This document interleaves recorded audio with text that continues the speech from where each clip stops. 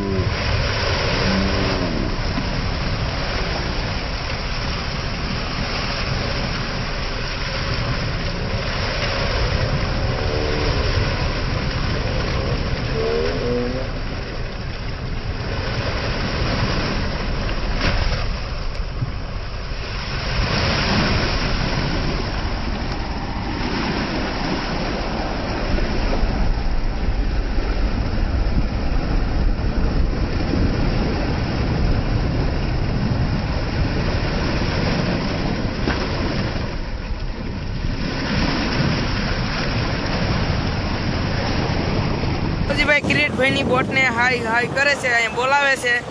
કાસે કાસે lighting કરે છે. જુઓ એ ભાઈ એમ કરવામાં આંખોમાં દેખાતું નહીં. કિરીટભાઈ બધા બેઠા છે. સૌદીભાઈ કેમ કરે તો એવી રીતે બોલાવાનું હોય દિવસે કઈ લાઇટ તો થાય નહીં.